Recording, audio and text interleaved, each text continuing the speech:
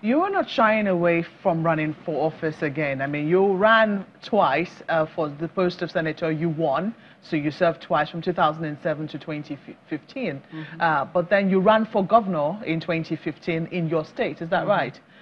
I attempted. You attempted to run. Yes. Why did you think? And I was cheated. I was cheated off that one. I didn't lose, but I think that the process was corrupted, and I didn't, go forward. For a number of people, I mean, the fact that you even thought about it, that you were going to run for governor, some people would say that some societies are more conservative than others, but that you thought to run for governor at all was, quite daring. What would you say what made you think you could break the circle of patriarchy? No, why not? I expect you that you should actually be running for something. Why not? Governor is for human beings. If you feel that you are qualified, you have what it takes, you should run.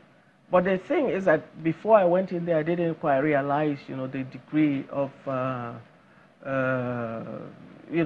feelings, the lack of preparation, I would say, in my state, for a female governor. I think that most parts of the country are not ready yet. But sooner or later, it's going to happen, and we just have to keep attempting it and keep pushing it until it happens.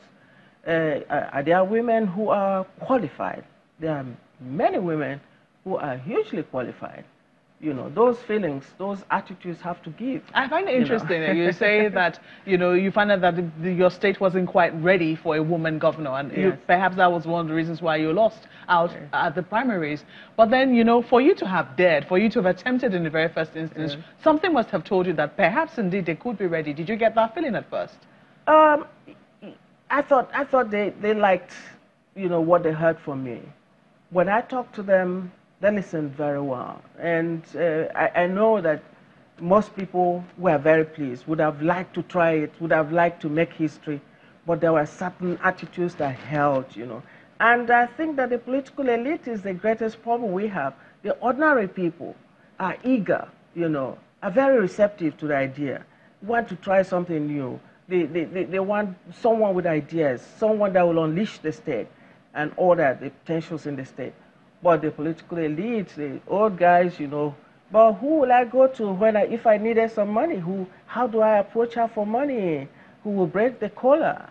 And I said to them, okay, I'm going to have a commissioner or an assistant, that will break collar for you, a special assistant collar knot. That is interesting. Yes. And I'm going to have, I'm going to rotate the first ladyship.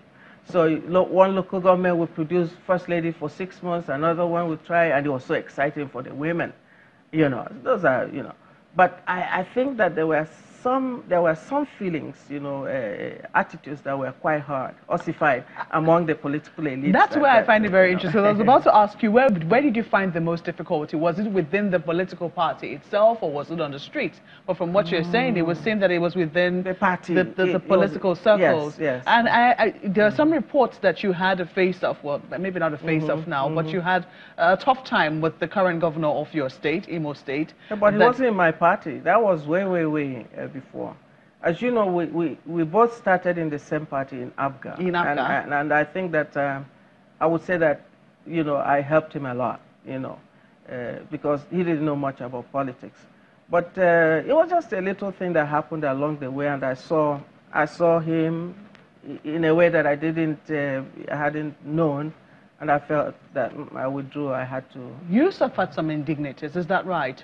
I don't know how true that is, but the word out there was that there was some sexist slur used on you because you attempted to run for governor. Yeah, but the governor can be rough and crude.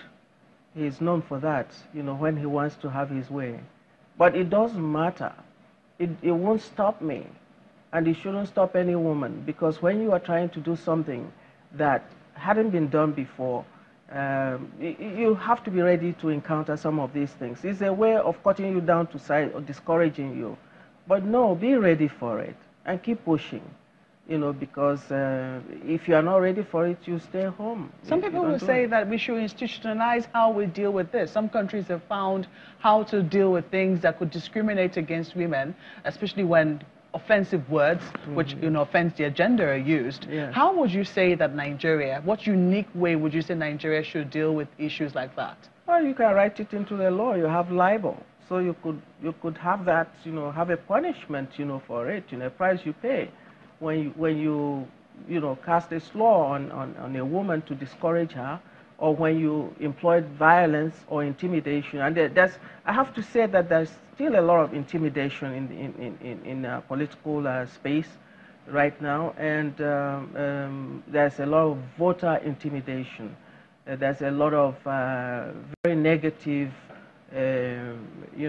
play that happens, especially when you are up against men and they think that, they see it as a do-or-die thing, and they will employ or deploy any means, to stop you. Quite often it's rough language, it's slur, it's violent language, it's intimidation and that. And I think that the laws are there already, The thing is to now implement them, but they are not implemented, and that discourages a lot of people, I'm wondering, now you have changed your target to Senate.